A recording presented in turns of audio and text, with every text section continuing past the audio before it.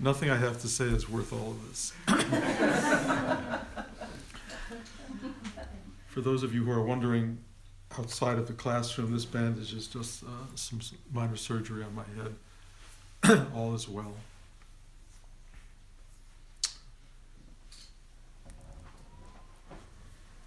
In the past couple of weeks, I've had a very strong, I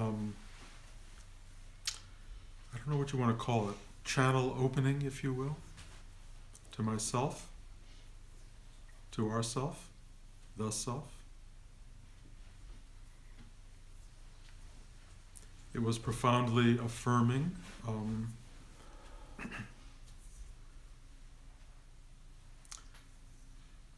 Affirming in that, in the deepest sense, it made me aware of the value of meditative practice and of learning how to surrender, how to let go, how to be still, how to be in the world.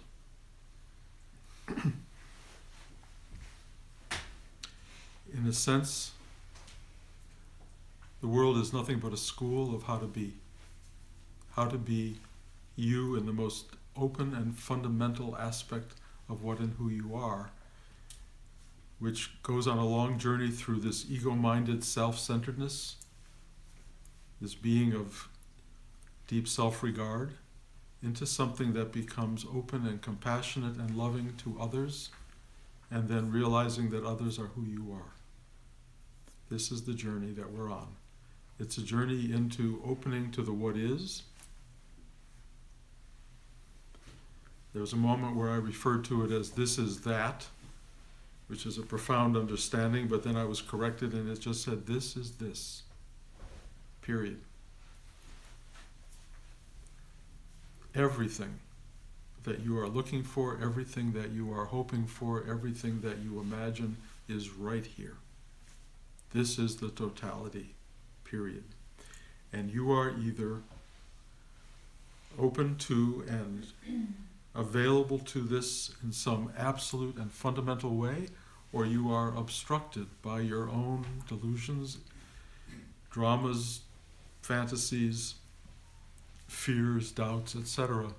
And the job of human life is clear the channel. I had lunch with a friend, Joe Madry, the other day. He's working on a biography of me, which I don't think will ever get finished because I have no idea where it's headed. But we talked about this idea of each of us is a point of access.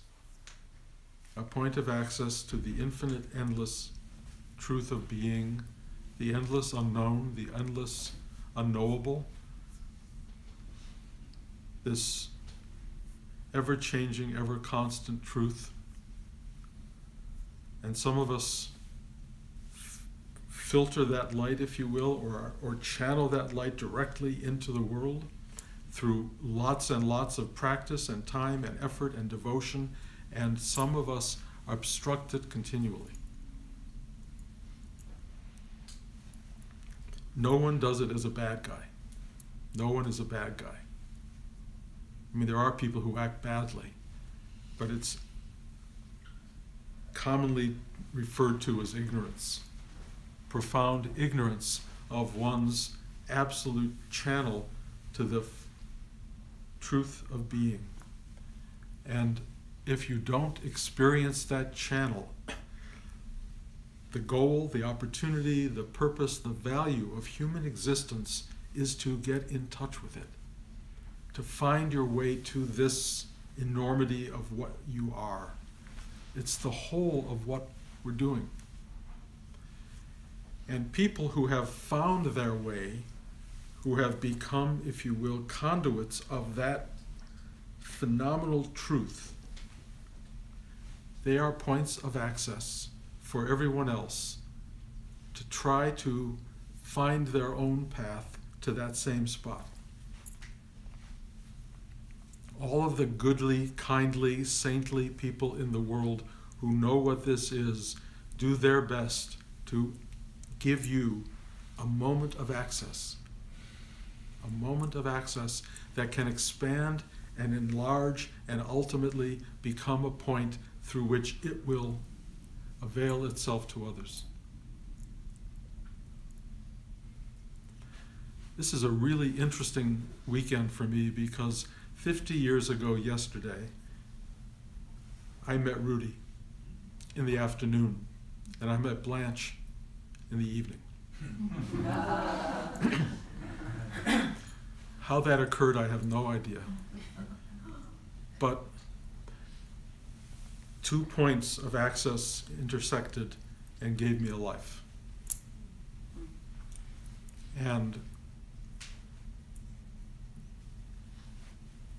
that channel that came from that confluence is operating in a very dynamic way, and it becomes more and more and more dynamic, and it knows what it's doing. When I sit with you, it has an I in it, but there is an it bigger than I. Absolutely wants to free you from your confusion, from your suffering, from your doubt, from your sadness. It wants to open you back up to that which you are. It will, at the last moment of your life, do that. It reveals itself as it has always been. It reveals itself as infinite, endlessly, eternally present in your life. But we experience life through the grace of this higher energy as a knowable, doable, fixable, malleable reality. And this reality that we're in and that we're playing in, this field of the Lord, if you will, is reduced down to a substance that has taste and feeling and emotionality and fear and has all of these elements working around that are recognizable and accessible, and through the power of our empowerments in our navel chakra, we can manipulate them and do things. We can build life. We can take life apart. We can create beauty. We can witness beauty. We can love. We can hate. We can have unbelievable exposure to the drama of being. But it's all a compressed, focused storytelling narrative that, when we let go, opens back up into truth, vast truth. And if we don't experience that truth, it doesn't mean it's not there. This is that truth, but it's that truth in a graspable, smellable, tastable way. But allow it to expand back into the channel of awareness, and you are in touch with why and what you are. And most of you, I believe, have had that shock of knowing, which is why I think you're sitting in this room. Why else would you be here other than to want to return to the truth and clarity of what is? And it is, as a point of access, channeling into this room, not just through this person sitting here, but through each of you sitting there. And it comes in and it creates a pool of enormous energy. And it's this extraordinary energy that we are bathing in. And it is a rare space on the planet where, for a moment, the day-to-day narrative just kind of relaxes, and we just get to sit in this waterfall of being and go, oh, oh. The human mind works on this horizontal level. Rudy used to talk about this spiritual work as the vertical. We go up, and every level has its own horizontal. so that many people live on the horizontal life level density of human experience. And it is a horribly difficult place. And all of you know that. The body decays, the mind gets confused, people don't like us, we get fired, we have no money. All of these things happen on that horizontal, and you suffer like mad. And then if you get these little tiny verticals up, you go, oh. And you look down on that suffering and you go, I get it. I get it. You start to see actually something that comes out of it that was important, valuable, insightful, awakening. And you go, I get it. Okay. And then that level starts to find its own tensions and dramas, and you keep expanding until you start to realize that it's all one level, one thing. It's not a story that's being told of higher and higher awareness. It is an infinite singular expression. And that singular expression is what and who you are, or what and who we are, because we are not separate in it. We're separate in it down here, but as you move up the channel, it's all one, and dynamically one, and unbelievably intelligent, unbelievably wise, unbelievably knowing, and it knows you as you know yourself, but way beyond that, because when it starts to reveal yourself to you, you are shocked that it knows every corner and crevice, every secret, every molecule of who and what you are.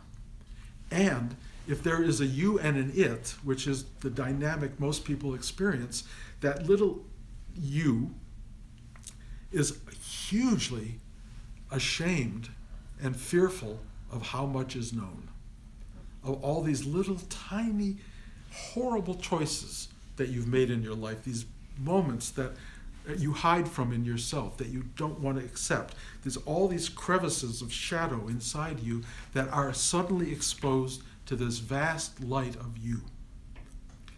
And I have to tell you, if you haven't worked out the mechanism of going, okay, that's me, that's what it is, I surrender, I give up, I couldn't do otherwise, accept me as I am. If you haven't gotten to that, you are going to be in unbelievable hellish suffering, because you will be hiding and hiding from what is, and what is ultimately forgiving.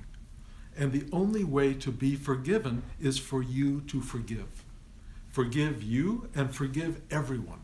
Forgive life. Forgive the unforgivable.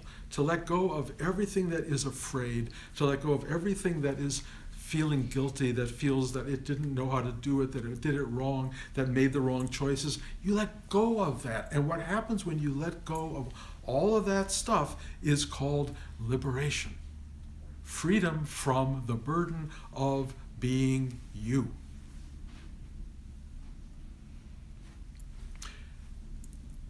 None of this was about a punishment. None of this was about trial or tribulation or turmoil. It was about an opportunity to be alive, an opportunity to witness the amazing truth of being.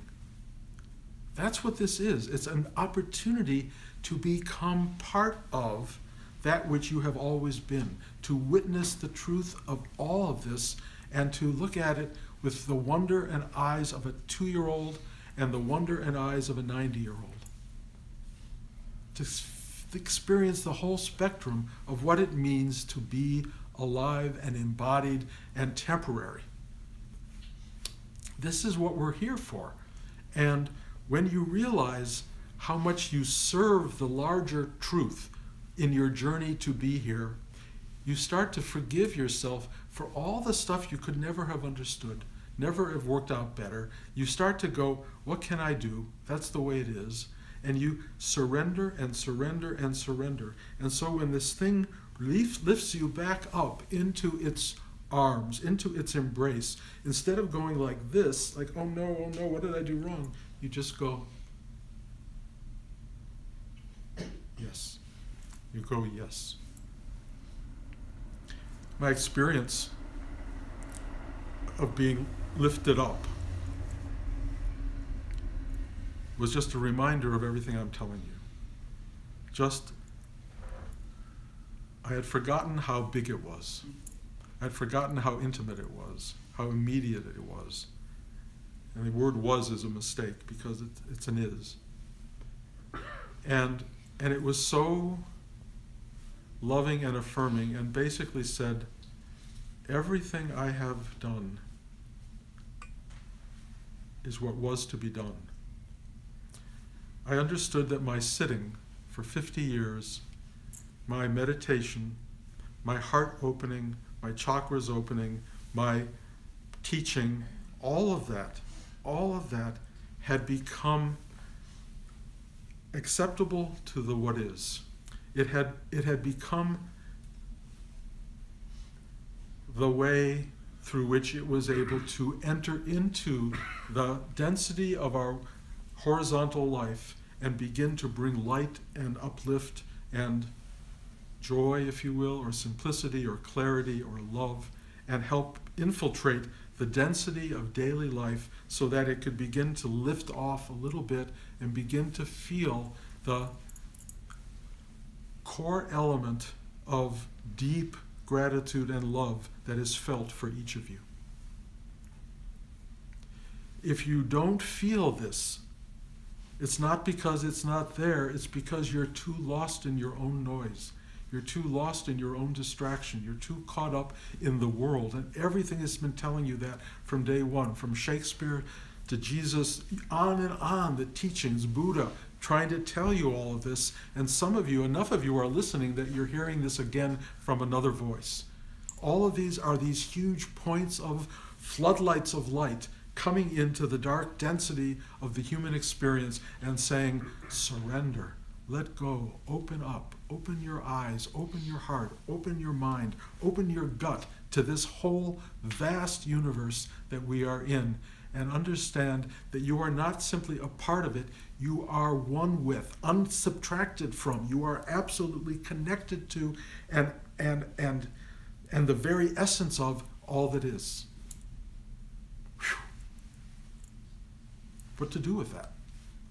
What to do with that? Well, the first thing you do with it is figure it out and learn it and know it. And not as something, oh, that's interesting. Oh, that's interesting what he's saying. I like what he's saying. I'd like to feel that. That's the horizontal bottom rung. Every rung is a little bit more of, aha, oh yeah, ah, really? Oh my God. Oh, this is real. Oh, this is beautiful. Oh, thank God. Oh, quiet. Shh.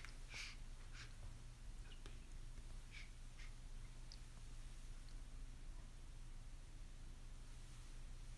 That's the journey. Shut up. Get quiet. Be. Surrender. Let go. And find who you are. And then let that awareness come back down into this world as a point of access for you and everyone else. For everyone else. And if you can begin to imagine how much people need you, how unimportant you are exactly in this scheme of things, how what your value and purpose is in life is to provide.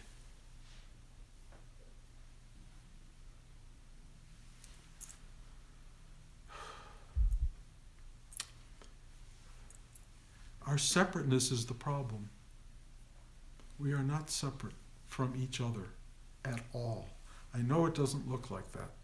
I know the flavor is that person is pistachio and this person's strawberry and that person is dark chocolate, and we all feel different, but that's the amazement of it and the joy of it. You know, if you put me in an ice cream store and I really didn't have diabetes, I would eat every flavor. I wouldn't stop because it's all so wonderful. But the universe only allows so many licks, so many tastes, because otherwise we would just become unendingly indulgent. And in a way we are. It's kind of why we get born over and over again. Oh, I want to marry that one, or I want to sleep with this one, or I want to have that one, or I want to do this and try that. And, oh, look at this over here. It's unending candy store, this world. And it traps us from remembering that which brought it all into being. And that which brought it all into being is never, ever for 1 millisecond separate from the being. Never. It is never separate. It is watching, observing, infiltrating, woven into the fabric of every millisecond of your life. And nobody lives life with full awareness and consciousness. Most of us have to unscramble ourselves in some way to get back to clarity. And whatever it may take to do that, whatever it may take, from car accidents to people leaving you, to unbelievable sadness, to grief, to, the drug experience, whatever, there's so much out there that will go, poof, get you there. There's also something that's called knowledge and wisdom that says, just sit down, be still, take a breath, and find your way home. It's so simple. It's so simple, so available, so constant, so much part of our life. You can say, just breathe. It's amazing. I think I talked about this a while back. I do a lot of walking, and a lot of what I try doing is just breathing while I walk. Just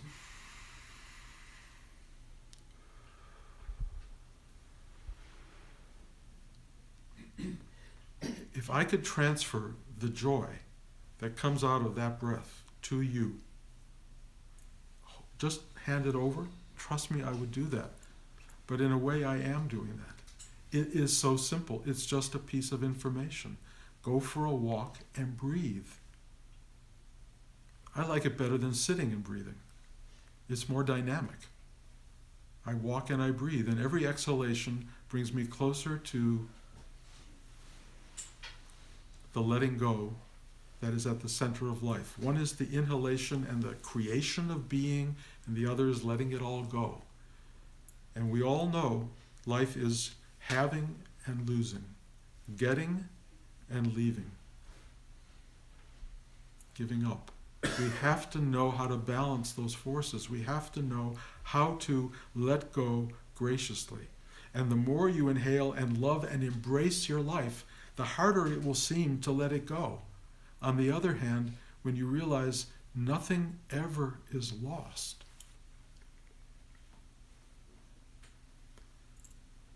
the letting go becomes part of the deliciousness of the breathing in.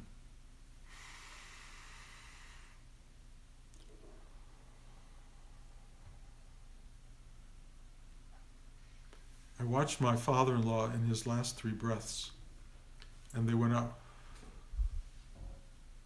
And there was a real question mark whether there would ever be another one coming back. There 2 did come back after very long exhalations. They went, and then,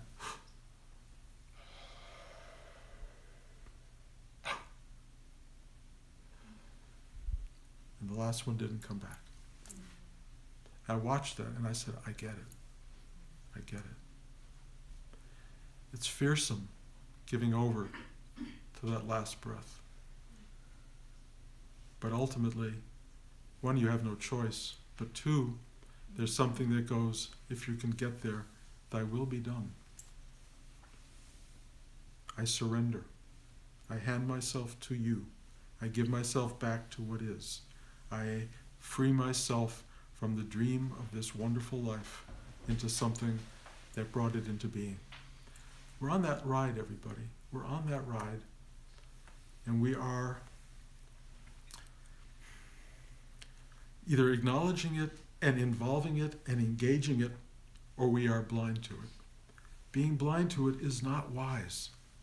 You do not want to get to that last moment of your life and suddenly come upon what I'm talking about.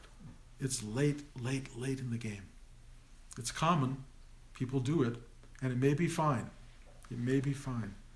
But I'm telling you, being an access point to that truth and that light while you're walking on this earth is as great as it gets.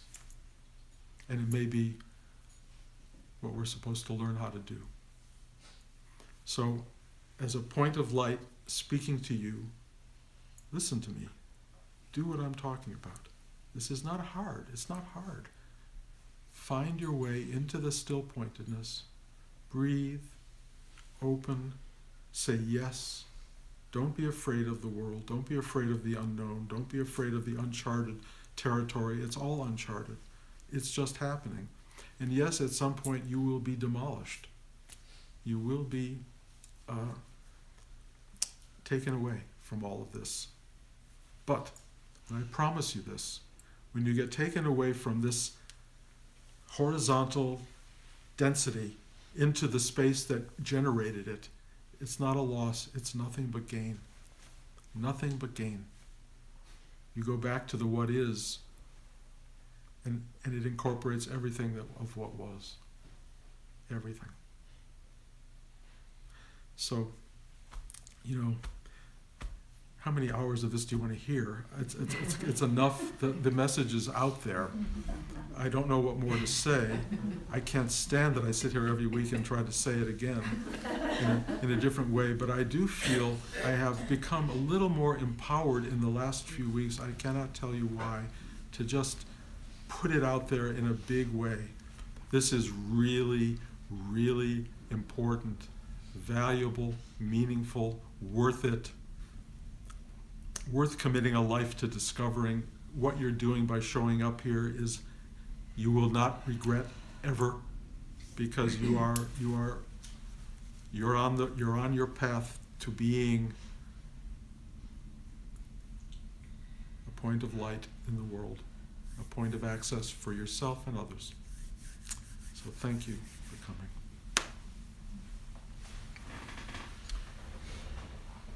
And now, questions. Anyone have questions about all this stuff?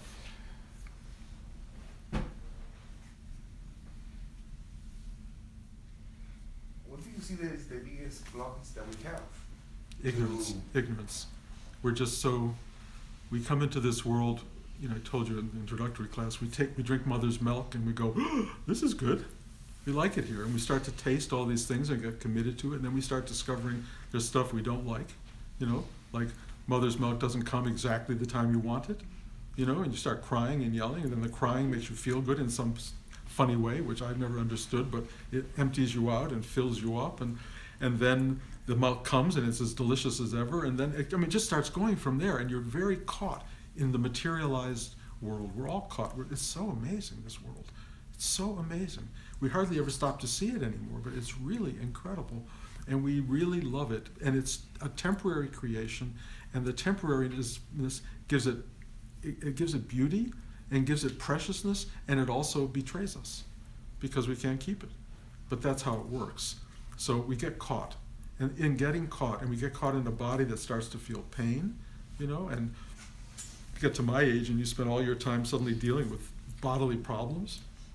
And they're taking it away from you, not gently or gracefully, but it's hurting, and that's the entrapment in the body. But if you sit still and you start to just be with all of this stuff and stop being mental in your mind, which is like a computer that's been programmed that you don't control, if you just quiet down so you can look at the computer, you can go switch off. Oh, that's a big deal. You can switch it off. It'll try to turn itself back on again, and you go, no, turn off. And then you start to become that which is bigger than the computer. And you start to witness that which is radiating down into this world is a living thing that is always present. And the witnessing of that is like worth everything. I have a question regarding what is going on for you here. We are cause of everything that happened to us or not happened to us. And do you know what caused that for you? Was this? Probably not wearing a hat for many years. What was that? Not wearing a hat. Really? Sunlight. It's a small cancer on the top of my head. Mm-hmm. And those of you who've been around before the ozone layer changed, we could walk outside forever, without hats. And then the ozone layer started to shift, unfortunately, and it became a problem. And I didn't pay a lot of attention. I never got into hats until I started getting really bald. And then I started putting them on. But, this takes a long time to form these things. And so things happen. On the other hand, I'm becoming enormously aware of my uppermost chakra. So I'm walking around feeling this energy pouring into me all day long. It's really powerful. So I'm not arguing with it. I'm not angry. I'm not feeling betrayed by having a problem. I've got all sorts of problems now. I mean, really, as you get older, and all my friends, we spend all our life going to doctors, but on the other hand, I am in many ways healthier than I've ever been. I walk 5 miles a day. I eat well. I do all the right things, and it's taken a long time to learn to do that. But I do that, and I think most people, as they get older, either do that or they spend all their time, in hospitals or wherever, in states of misery. So you don't have to be miserable. Stuff happens, and you will be demolished in time, and you will watch that take place.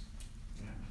And it's like, if you don't have the strength and the capacity to watch yourself disintegrating, you are going to lose integration with a lot of misery. Every molecule is going to cause you misery.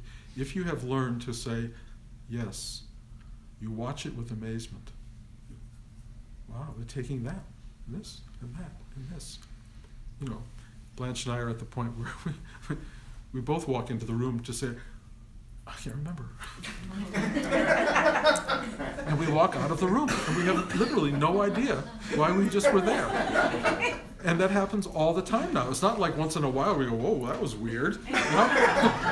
Truly, it's not even weird anymore. So be prepared. It gets like that and way beyond that. Way beyond. I hear you. Yeah, and it's not a bad thing. It's really not. We've all had a ride. We've all had this amazing ride. We're all on that ride. But they've always said it comes to an end. There's never a lie about that. So it does. It comes to an end. So now I'm getting a cramp in my leg. There you go. That is really amazing.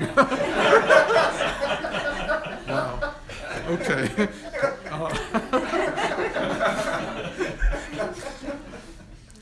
Usually in the middle of the night. So anyway, guys, look. There's nothing I'm saying here comes out of a new place. It's the most ancient stuff preached in the world. People have rituals and all these ideas around it, but the simple truth of this is we are manifested for a short period of time to see and witness something that is unexplainable and beyond beauty. That's all. Here we are. Enjoy it or don't enjoy it. You've got a choice. You can hate every minute. Yeah. There are people who hate every minute. Okay. It's kind of, own it. You may have good reason to hate every minute, but on the other hand, people I know who hate every minute love hating it. They love it. They wouldn't trade it for the world. That's okay. Anybody else? I have a question. It seems like I've noticed that sometimes when this channel opens and this kind of blissful consciousness comes in, it also seems to sometimes illuminate more of the density. Oh yeah. No, well, it does. It gives you a very clear picture of the dark side, of all the stuff that we live in the heavy realm. It shows you what it is, mostly as a kind of an appreciation of its value and purpose. It shows you the value of suffering. It shows you the value of constriction. It shows you that the realm that we live in is not independent from this higher vertical. It really is an expression of it, and therefore you can go, and you become able to appreciate what you've been in, what you've been going through, what the drama is, if that gets to the core of what you're saying. But it really is a potent awakening to the reality that this thing filters through the entire dimensionality of reality. It's not just there and we're here. It's all layered in as one ultimate thing. Is that what you're trying to get at? Yes, it is, but I'm having a harder time understanding the value, because it seems like the value would be in the expansion, not in the constriction. That's a really interesting point. So many people's spiritual lives are based on getting out of here. The idea of a upward movement that frees them from the world. The reality is the world is the thing you're trying is the thing you're trying to free yourself from is the reality that you're going into. This is that. This is the very thing that you think that represents. And so people get these tastes of spiritual awakening and freedom and liberation, and then they have to go to work the next day. And the car runs out of gas or breaks down or whatever it is. And then you go, well, what about that? That and this are the exact same thing. And if you take a breath in this moment of density and car breaking down and going to work, and you go, the moment-to-moment truth of it is that down here and up there are exactly the same. It's not one is light and one is dark. They are part and parcel of light and darkness together. Always together. The idea of escaping into spirituality is where many people get in trouble, because spirituality is not hierarchical. It doesn't release you into something free of this. It releases you into being free in this. In this. And you do that by going into it moment to moment and not carrying past into the future and not taking the present into the future. Just be here. Ram Dass, be here now. That's all there is. Or Eckhart Tolle, the power of now. This is the only reality you will ever truly know. And the experience of the spiritual unfolding is not a future experience or traveling into future states. It's the now unfolding into itself, into a bigger expression of what it always has been. But we live in the condensed version of that, and that's where human life primarily exists. And the opportunity to live in this space and know what I'm talking about, to see it clearly, to witness it, to look in somebody else's eyes and see the truth of your connection, to see the singularity of all of this, that is extraordinary. So everything that tries to remove you from this to get there will ultimately become a problem. I gave a talk once called "The Journey is not from here to there, it's from there to here." This is where we're trying to get to, right here, now. And you get there by letting go, opening, letting the channel of light flood this moment and clarify for you the amazing truth of where you're sitting as you sit, and as you walk and as you drive. Even the worst traffic jam in LA, is a gift of sorts, because you're in it. You are in a universe, dense universe, and you're alive in it. And you can learn to do that, or you can, pull out a gun and shoot the person next to you. The road rage. That doesn't end well.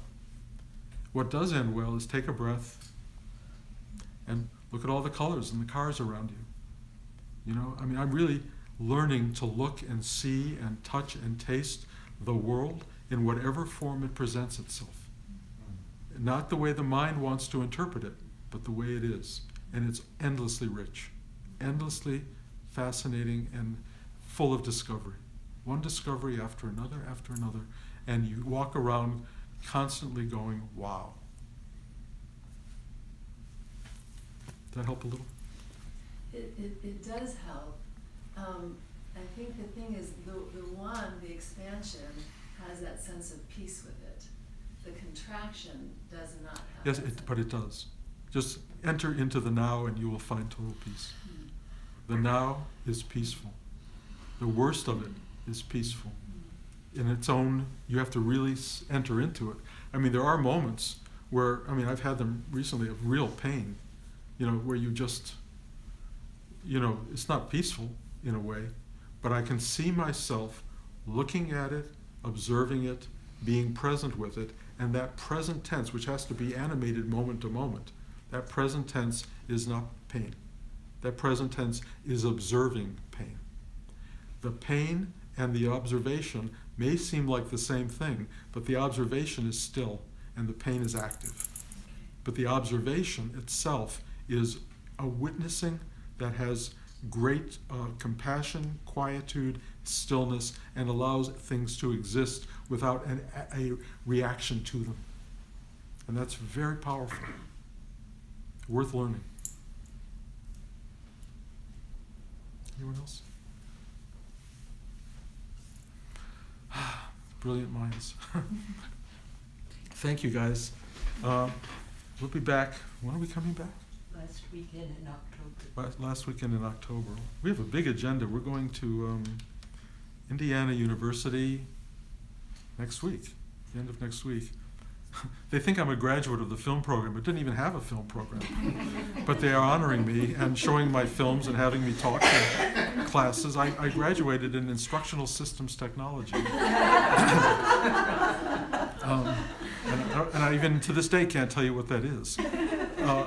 And then we're going to Moscow for a week. They're showing Ghost is opening at the musical in Moscow. So they're flying us to Moscow to be there. I'm really looking forward to it. And then we're going to upstate New York, where I'm going to try to do a retreat on jet lag, which will be really, really interesting for those of you who want to show up.